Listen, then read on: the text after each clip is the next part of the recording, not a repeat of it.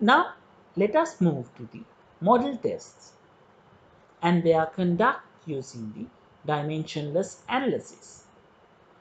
We all know a model should look like the real world case. This can be satisfied by the geometrical similarity or geometric similarity. We use the length ratios to keep the geometric similarity. Please refer the figure. The first requirement of a model test is the geometric similarity. So we keep the length ratios in both prototype and the model are to be the same. However, there are few exceptions, especially with river models where one length is considerably or significantly higher than the others, just like the depth of river compared to the length of the river.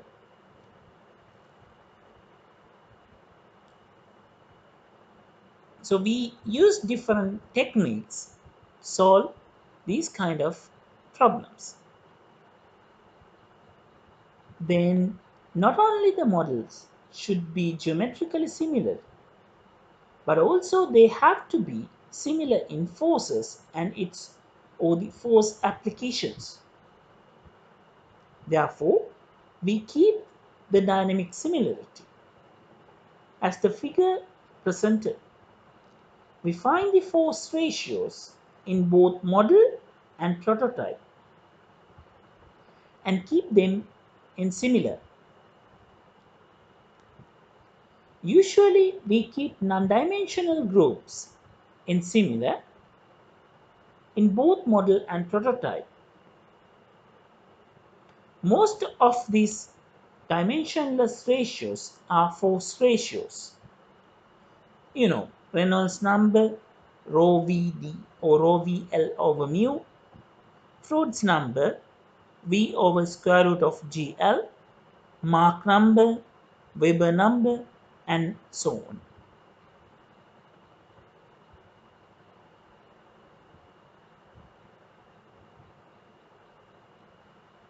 Reynolds number. Reynolds number is the ratio of inertia to viscous forces. It is usually given by rho v d over mu. Now this d can be replaced by any length measurement like L, like h, and so on. Then let us move to the Froude's number. Froude's number is the square root of v over square root of gl and is the ratio of inertia to gravitational forces.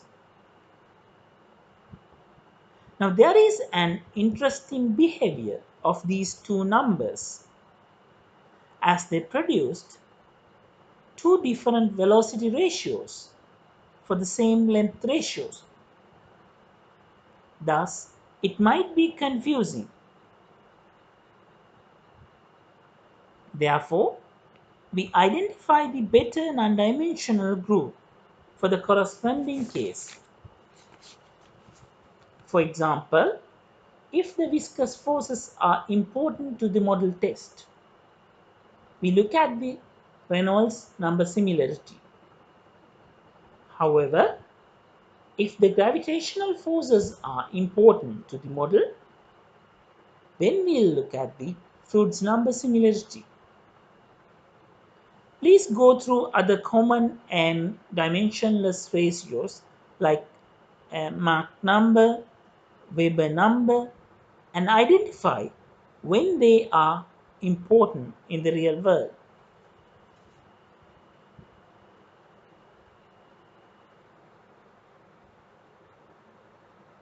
Now you have few examples, and it is always advised or advisable to try these listed examples for better understanding.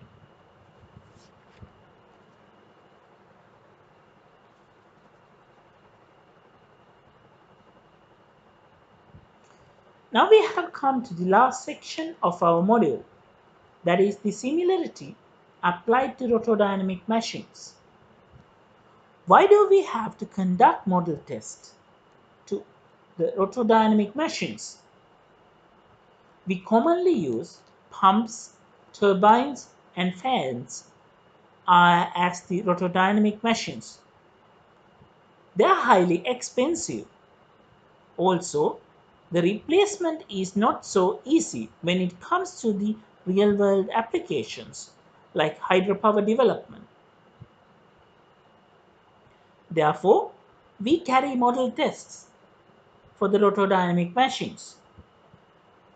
When it comes to the rotordynamic machines, there are two important dependent variables. P is the shaft power of the propeller and PS is the pressure rise across the unit rotation.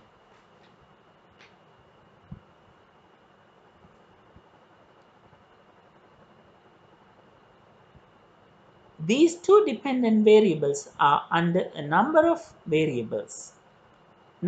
independent variables, starting from diameter d of the propeller, rotating speed n of the propeller, density of the liquid rho, dynamic viscosity of the liquid mu, and few others.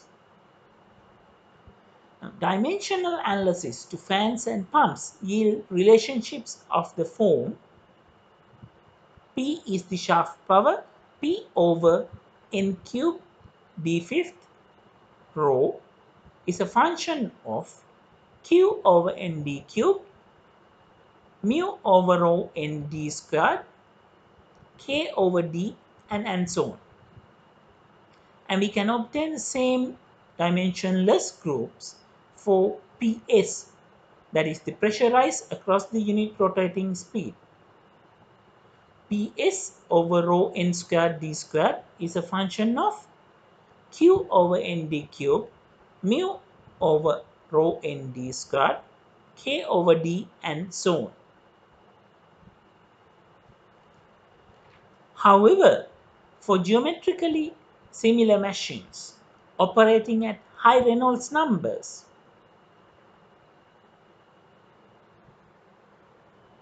so that the term mu over rho n d squared, which is the Reynolds number, becomes irrelevant.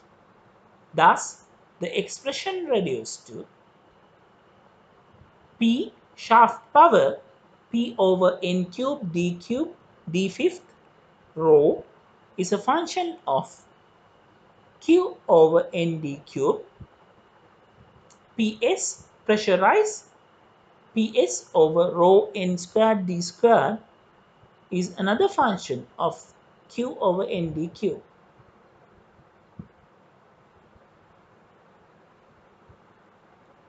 We can define the same dimensionless groups for the turbines. So if it is pressure rise in pumps, it has to be the pressure drop in turbines. And if it is power supplied by the pumps, it is the power generated by the turbines. Now this concludes our session on fluid mechanics. Please go through all these examples and understand the applications of model tests. Thank you.